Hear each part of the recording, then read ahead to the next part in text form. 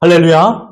하나님의 크신 사랑이 이 시간 우리 가운데 가득한 줄 믿습니다. 오늘 우리는 누가복음 8장 16절로 25절의 본문을 가지고 시선 집중이라는 제목으로 하나님의 말씀을 함께 나누도록 하겠습니다. 오늘 본문은 예수님의 2차 갈릴리 지역 순회 사역 현장을 기록한 말씀입니다. 오늘 본문의 구성은 세 파트로 나눠져 있습니다. 16절로 18절은 등불로 비유하셔서 가르치신 예수님이시고요. 19절로 21절은요, 예수님의 가족이 예수님을 만나러 오신 장면입니다. 그리고 22절과 25절까지는 바다를 잠잠케 하셨던 예수님, 기적 사건이 나오고 있습니다. 그런데 이 세 파트가 있지만 오늘 본문에서 전체 통일적인 주제가 있습니다. 그것은 다른 게 아니라 무엇을 바라보는가 이것입니다. 당신은 무엇을 보고 계십니까? 당신은 무엇을 바라보는가 이것입니다. 지금 내가 무엇을 바라보고 있는가? 지금 내가 바라보는 것, 지금 내가 보고 있는 것. 여러분, 이것으로 인하여 우리의 삶의 방향이 정해집니다. 물론 쉽게 단정 지어 말할 수는 없습니다. 그럼 우리는 이것을 알 수 있습니다. 내가 좋아하는 것을 본다는 것입니다. 내가 좋아하는 것을 봐요. 내가 싫어하는 것은요, 절대 안 봅니다. 내가 좋아하는 것을 본다는 얘기는 내가 좋아하는 것을 생각합니다. 내가 좋아하는 사람이 말하면요, 그 말이 거짓말이라 할지라도 그 말을 믿습니다. 이유는 단 한 가지예요. 내가 좋아하는 사람이니까. 내가 좋아하는 사람은요, 한 번 실수를 눈 감아줄 수 있어요. 두 번 실수도 눈 감아줄 수 있어요. 왜요? 내가 좋아하는 사람이니까. 내 시선이 지금 어디에 머무는가? 그래서 내 행동을 책임지기 전에 제일 중요한 것은 여러분의 시선을 책임져야 됩니다. 여러분, 옆 사람이 인사합시다. 당신의 시선을 책임지십시오. 시작. 당신의 시선을 책임지십시오. 운전할 때 여러분 이렇게 막 쳐다보지 마시고 앞만 보고 가십시오. 이렇게 앞만 보고. 당신의 시선, 나의 시선을 책임져야 됩니다. 나의 시선을 책임져야 나의 행동이 올곧게 됩니다. 나의 행동이 올곧게 돼야 내가 책임질 일이 나의 실수가 줄어들어요. 그 시작은 바로 나의 시선입니다. 아주 중요합니다. 본문을 보시면 16절로 18절의 핵심 단어는 등불입니다. 같이 한번 읽어봅니다. 16절 시작. 누구든지 등불을 켜서 그릇으로 덮거나 평상 아래에 두지 아니하고 등경 위에 두나니 이는 들어가는 자들로 그 빛을 보게 하려 함이라. 여러분, 어리석은 사람 누굽니까? 등불을 켰어요. 그런데 상 아래 두는 사람이에요. 등불을 켰어요. 그리고 접시로 덮어놨어요. 그릇으로 덮어놓은 사람 얼마나 어리석은 사람입니까? 등불의 역할을 제대로 하지 못하는 것이죠. 등불의 역할은 무엇입니까? 들어가는 사람으로 하여금 옆에 부딪히지 않도록 온전한 출입구를 밝혀주는 것입니다. 주님께서 이 말씀을 하신 이유는 숨겨진 것을 밝히시겠다라는 그런 목적으로 이 말씀을 하셨습니다. 즉 하나님의 나라의 비밀을 예수님께서 드러내심으로 인하여 어둠에 거한 자들에게 무엇을 바라봐야 되는가? 빛을 바라봐라. 이 빛에 시선을 집중해라. 이 빛을 바라봐야 너희들이 흔들리지 않는다. 이 빛을 바라봐야 방향을 잃지 않는다라는 것을 가르쳐주게 하여 하나님께서 이 땅에 내려오신 것입니다. 주님께서 친히 빛이 되어주셨기 때문입니다.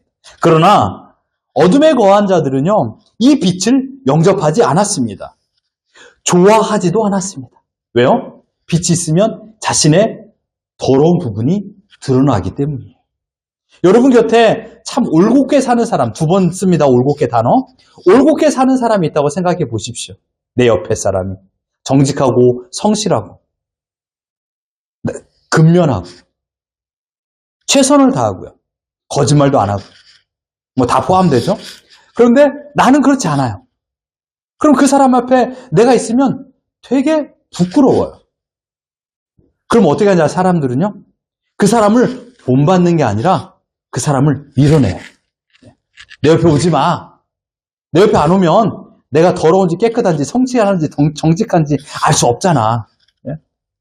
그렇잖아요. 열심히 일하는데 나름 최선을 다했어요. 근데 새로운 사람이 왔어요. 근데 나보다 더 열심히 일을 잘해요. 성실해요. 정직해요. 근데 내가 막 부끄러워요. 그럼 어떻게 하죠? 그 사람 본받는 게 아니라 그 사람 막 음해해요. 막 사장님께 고자질해. 저 사람이 뭘 잘못했습니다. 저 사람이 막 이렇게. 이게 인간의 습성이라는 거예요. 특징이라는 거예요. 지금 살아가는 2024년만이 아니라 예수님 당시에도 이런 사람이 있었습니다. 요한복음 1장 9절과 11절 같이 한번 읽어봅니다. 요한복음 시작. 찬 빛 곧 세상에 와서 각 사람에게 비추는 빛이 있었나니 그가 세상에 계셨으며 세상은 그로 말미암아 지은 바 되었으되 세상이 그를 알지 못하였고 자기 땅에 오매 자기 백성이 영접하지 아니하였으나. 예수님 10절에 보면요, 천지를 지으신 예수님께서 이 땅에 천국 복음의 빛을 전달하기 위하여 오셨습니다. 그런데요, 사람들이 손을 들고 환영한 게 아니에요. 그를 거부했어요. 영접하지 않았어요. 예수님의 이적과 기사는 사람들의 흥미와 관심 끌기에는 충분했습니다. 예수님은 굶주린 궁중들에게 먹을 것도 공급했습니다. 그렇기 때문에 예수님의 인기는 하늘 높이 올라갔습니다. 하지만 지금 내 앞에서 기적과 이 기사를 보인다 할지라도 예수님이 내 자신의 구원자라고 이 사람들은 믿지 않았다라는 것입니다. 그 대표적인 인물들이 누굽니까? 유대인들입니다. 그 대표적인 인물들이 오늘 본문에 나옵니다. 우리 19절로 21절 같이 한번 읽어봅니다. 시작. 예수의 어머니와 그 동생들이 왔으나 무리로 인하여 가까이 하지 못하니 어떤 이가 알리되 당신의 어머니와 동생들이 당신을 보려고 밖에 서 있나이다.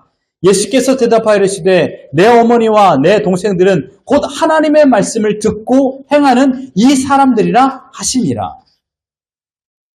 예수님을 거부했던 자들의 대표적인 사람이 누구냐?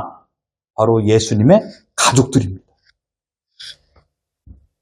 지금 갈릴리 어딘가 큰 집에서 제자들과 예수님은 함께 큰 군중들과 모여 있습니다. 이때 예수님의 가족들이 방문하였어요. 그런데 방문한 이유가 있습니다. 목적이 있습니다. 그것은 예수님을 집으로 데려가기 위함입니다. 두 가지 이유가 있습니다. 먼저는 당시 종교 지도자들과 큰 마찰이 있었기 때문에 위험이 발생할 확률이 있으니까 예수님을 안전하게 피신시키기 위하여서 예수님을 찾아온 것입니다. 두 번째는 예수님이 귀신 들렸다라는 소문이 가족에게까지 들렸기 때문에 그래서 예수님을 집으로 데려가려고 했습니다. 그러나 이보다 더 큰 이유가 있습니다. 그것은 뭐냐? 예수님을 그리스도로 믿지 못했기 때문이에요. 예수님을 그리스도로 믿지 못했기 때문에.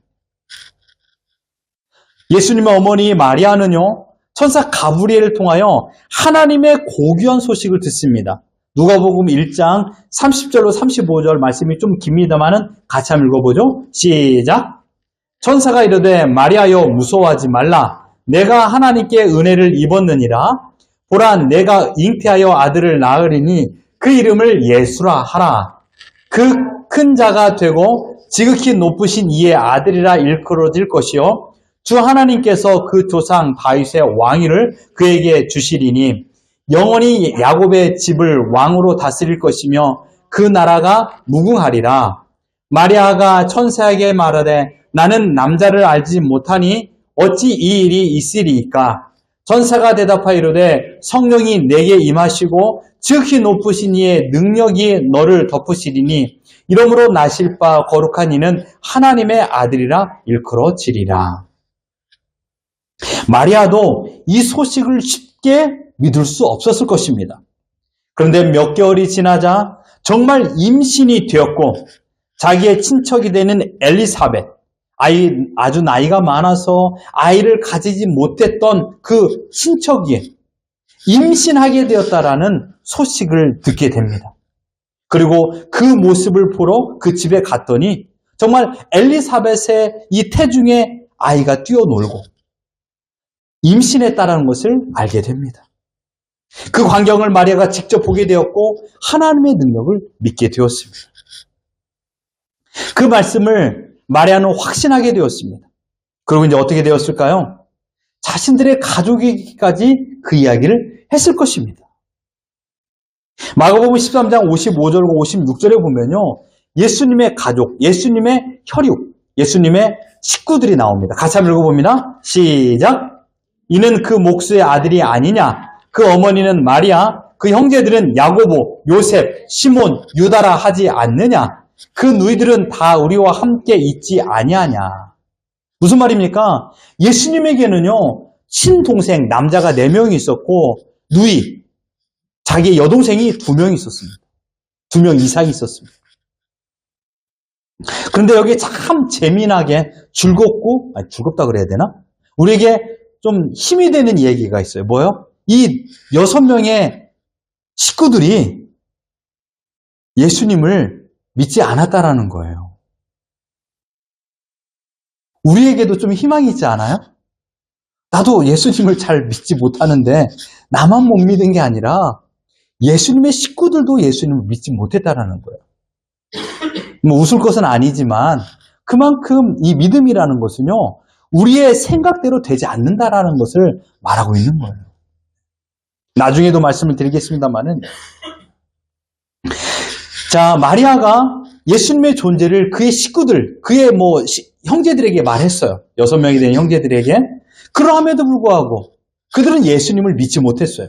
예수님의 이적과 기적이 나타남에도 불구하고 하나님의 나라의 증거를 예수님께서 하셨음에도 불구하고 그들은 믿지 못했다라는 것입니다. 외려 귀신 들려 미쳐있다라고 생각했습니다. 이것은 등경 위에 있는 등불을 보지 못하는 자들이라고 주님께서 말씀하신 겁니다. 마지막으로 22절로 25절에 보면 풍랑을 잠잠케 하시는 예수님의 기적 사건이 나옵니다. 그런데 이 본문에서의 중요한 가르침은 무엇일까요? 예수님을 어떻게 바라봐야 되는가 이것입니다. 예수님은 과연 어떤 분인가라는 의식의 전환, 패러다임의 체인지를 예수님께서 이 사건을 통하여 가르쳐주고 있습니다. 25절 같이 한번 읽어봅니다. 23절 시작! 행선할 때 예수께서 잠이 드셨더니 마침 광풍이 호수로 내리침에 배물이 가득하게 되어 위태한지라. 자, 지금 상황은 무엇입니까? 굉장히 위태한 상황입니다. 정말 우리는 어떻게 될 것인가? 이 바다에 빠져 죽겠다라는 생각을 가지고 있었습니다. 지금 제자들은 예수님을 배에 모시고 갈릴리 호수를 건너고 있습니다. 예수님은 잠이 들었습니다. 이때 광풍이 분 겁니다. 많은 비와 강한 바람이 한꺼번에 이 갈릴리 호수에 들이닥쳤습니다. 제자들이 한 말을 보십시오. 우리가 죽겠나이다. 우리가 죽겠나이다. 그때 상황을 생생하게 외치고 있습니다. 단 한마디로 우리가 죽겠나이다. 예수님, 지금 우리가 죽게 생겼습니다. 지금 주무실 때가 아니에요. 제자들 중에는요, 아주 베테랑 어부들이 많았어요. 반절 이상의 베테랑 어부들이었죠. 그럼에도 불구하고 이 큰 풍랑을 이겨낼 수 없었던 것입니다. 어찌할 방도를 찾지 못하고 잠자고 있는 예수님을 깨웠습니다. 주여, 주여. 너무 급하니까 연거포 2번이나 불렀습니다. 주님을 부른다라는 것은요, 예수님이 나의 주인이라는 것을 고백하는 것이에요. 그런데 여러분, 여기에서 큰 실수가 있어요. 예수님이 나의 주인이라는 것을 고백했다라면 그 예수님께서 나와 함께하고 있음을 믿고 그러므로 평안을 누려야 되건만, 그들의 입술은 예수님을 고백하지만요, 그들의 마음은 예수님을 믿지 못하고 있다는 것을 말하고 있습니다. 즉, 그들의 시선이 지금 풍랑으로 빼앗겼다는 것입니다. 제자들의 마음의 태도를 아셨던 주님은 바람과 물결을 꾸짖었습니다.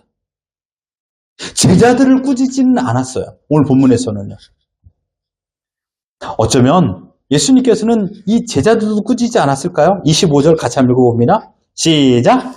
제자들에게 이르시되 너의 믿음이 어디 있느냐 하시니 그들이 두려워하고 놀랍게 여겨 서로 말하되 그가 누구에게 바람과 물을 명함에 순종하는가 하더라.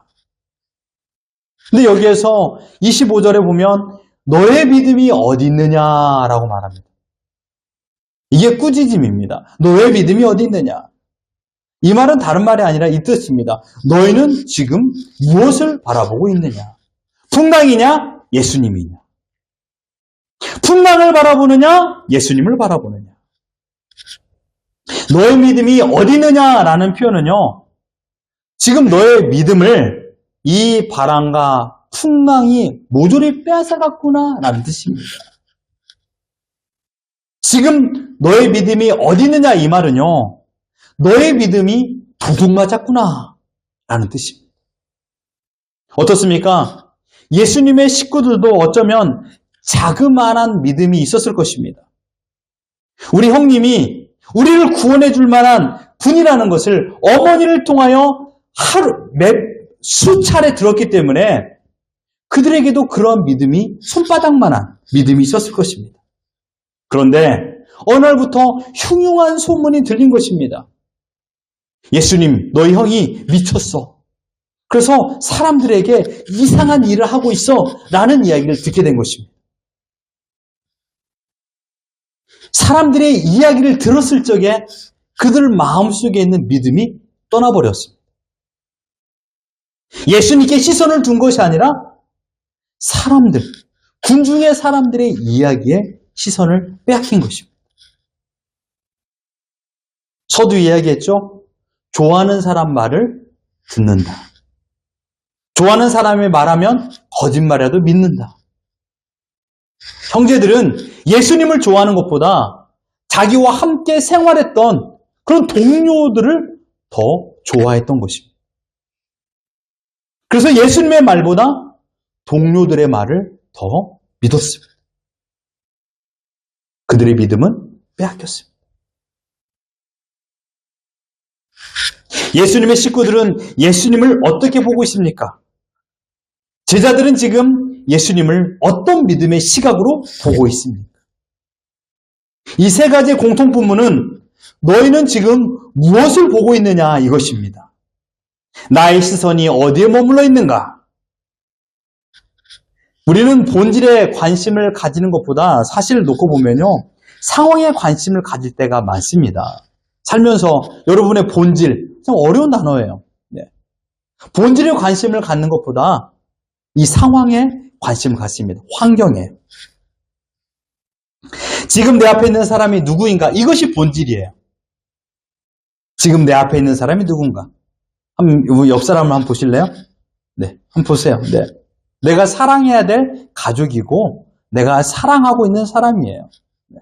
이게 본질이에요. 이게 본질. 상황은 바뀌어요. 오늘 본문에 나오는 바다처럼 평온하여 쉼을 주고 여유를 주는 바다입니다. 그런데 한순간에도 이 바다는 돌변합니다. 큰 배를 삼킬 만한 거대한 파도를 일으킵니다. 마찬가지입니다. 가정에서도 평온하고 쉼을 주고 여유가 있고 웃음도 있습니다. 그런데 어느 한순간 여유 있는 목소리가 성난 파도처럼 온 가족의 평안을 빼앗아가는 소용돌이로 바뀔 때도 있습니다. 본질은 무엇입니까? 사랑해야 될 가족입니다. 상황은 무엇입니까? 아주 사소한 말 한마디입니다. 또한 아주 사소한 행동 한 가지입니다. 그런데 본질보다 이 상황이 우리의 가정을 바꿔버립니다. 우리의 시선이 본질이 아닌 상황에 초점을 맞추면요, 이런 위험 속에 빠져 들어가는 것입니다. 우리가 일하는 일터도 마찬가지입니다. 일하는 일터가 본질이죠. 하다 보면 어쩔 때는 더울 때도 있고 어쩔 때는 시원할 때도 있어요. 어쩔 때는 괴로울 때도 있고 어쩔 때는 일이 잘 될 때도 있어요. 본질은 무엇입니까? 일하는 곳입니다. 상황은요, 바뀔 수가 있다는 것이에요. 우리 시선이 본질이 아닌 상황에 초점을 맞추면 우리의 마음은 흔들리기 마련입니다. 신앙은 어디에서부터 시작할까요? 신앙은 어디에서부터 시작할까요? 예수님을 어떻게 바라보고 있는가? 여기에서부터 신앙이 시작됩니다. 또한 예수님을 바라보는 시각이 우리 신앙에서 가장 중요합니다. 예수님께서는 풍랑이 일어나는 악한 바다의 상황에서 자신의 존재를 보여주셨습니다. 바다를 잠잠케 하셨습니다. 자연을 다스리는 분이라고 제자들에게 다시 한번 가르쳐 주셨습니다. 사랑하는 성도 여러분, 지금 우리에게 묻습니다. 너는 무엇을 바라보고 있느냐? 지금 내 앞에 불어닥친 강한 바람과 파도는 우리 가정을 넘어뜨릴 만큼 강력한 힘을 가지고 있습니다. 손으로 잡고 있던 마지막 남은 노도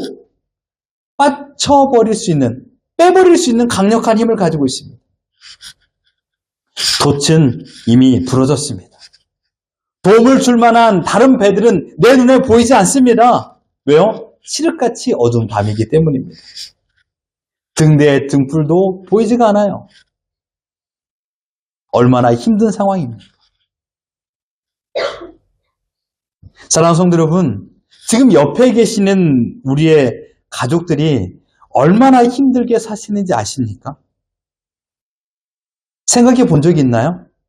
내 남편이, 내 아내가, 우리 아버지가, 우리 어머니가, 심지어 우리 아들, 딸이 얼마나 힘들게 살고 있는가라는 것을 생각해 본 적이 있나요? 우리는 항상 나만 힘들어라고 생각해요. 항상 나의 시선이 나에게만 있어요. 내 자신에게만. 나만 힘들어.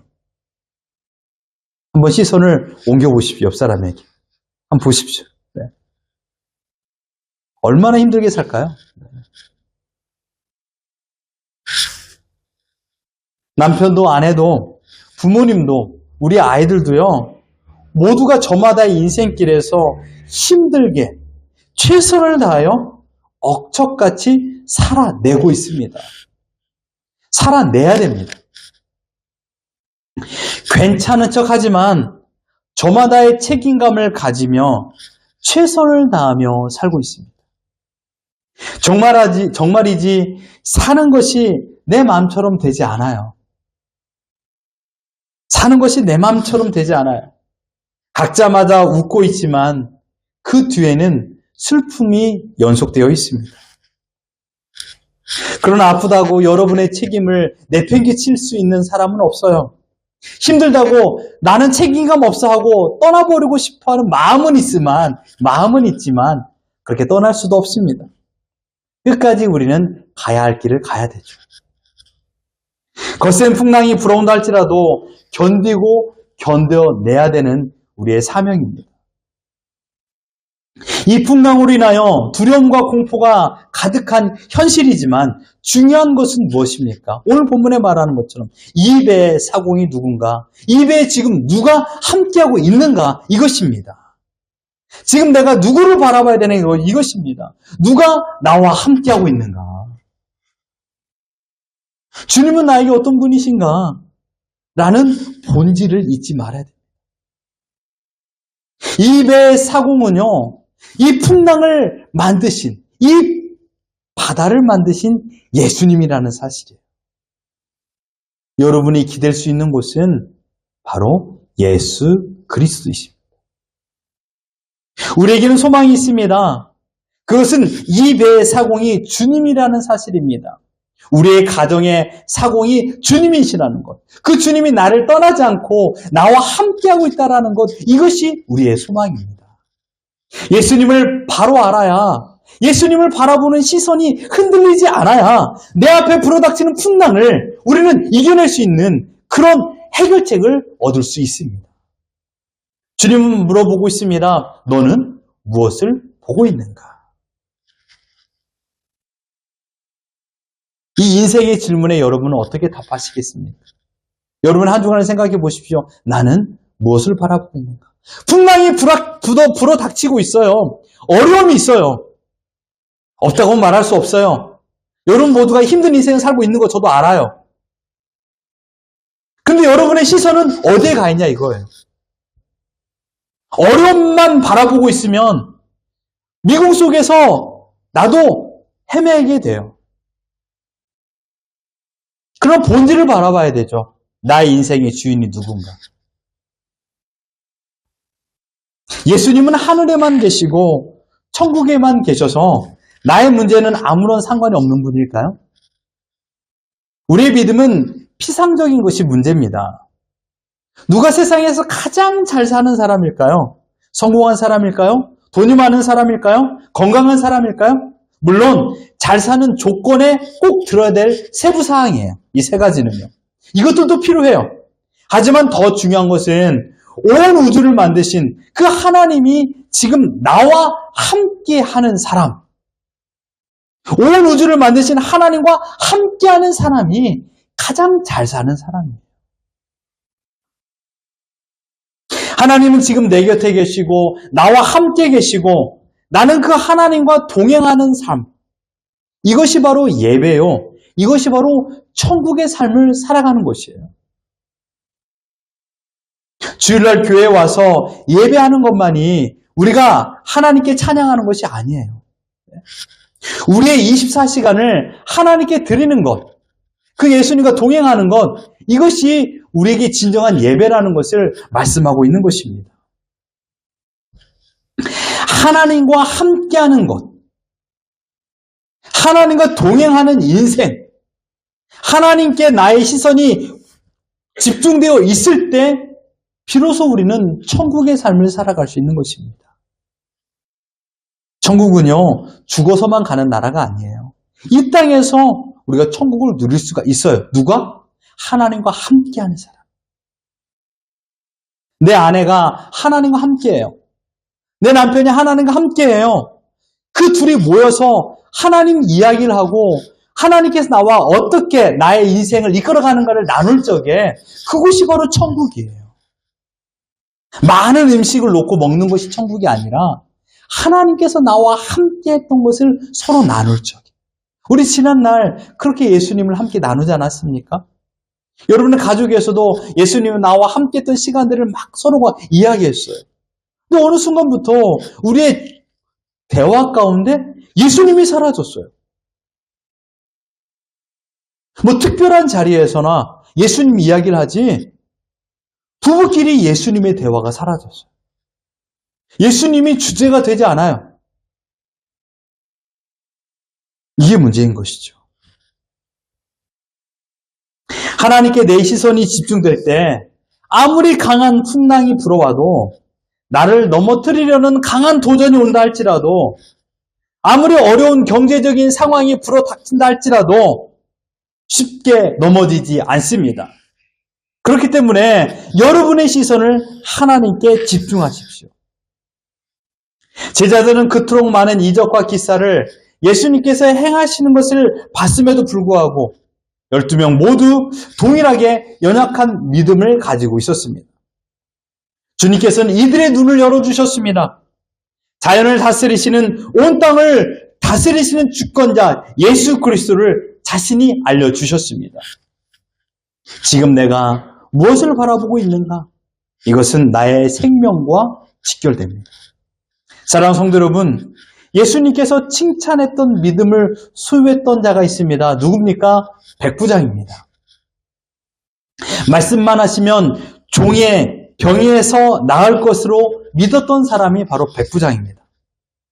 지금 내 앞에 펼쳐진 내 힘으로 할 수 없는 어려운 일들은 하나님의 능력과 돌봄을 경험할 수 있는 시간이에요. 지금 여러분이 괴롭고 답답한 인생을 살고 있다라면 하나님께서 나에게 위대한 일을 행하실 찬스입니다. 주님이 나와 함께 하십니다. 이것이 가장 안전을 보장하는 말씀입니다. 인생의 위기가 닥치지 않으리라고 확신할 수 있는 사람이 있습니까? 아무도 없습니다.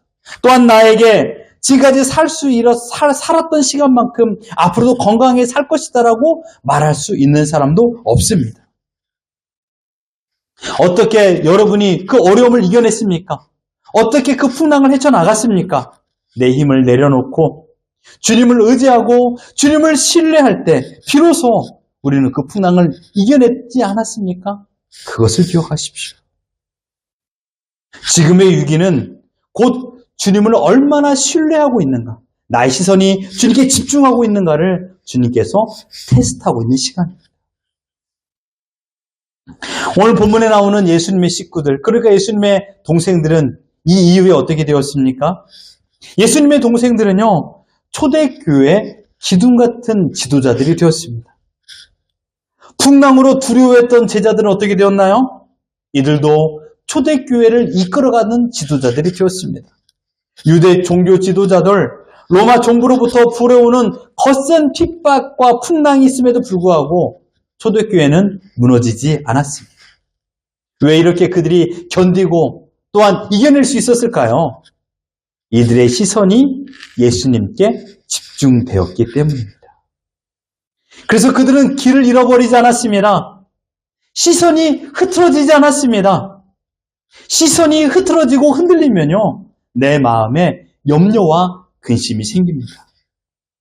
사랑하는 성도 여러분, 정신 똑바로 차리십시오. 여러분의 시선을 여러분이 책임지십시오. 세상에 여러분의 시선을 두지 마십시오. 내가 무엇을 바라봐야 될 것인가, 내가 바라보는 것을 점검하십시오.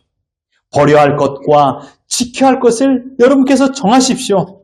놀라지 말고 두려워하지도 마십시오. 내가 좋아하는 사람의 목소리를 청종하십시오. 누구? 바로 예수 그리스도.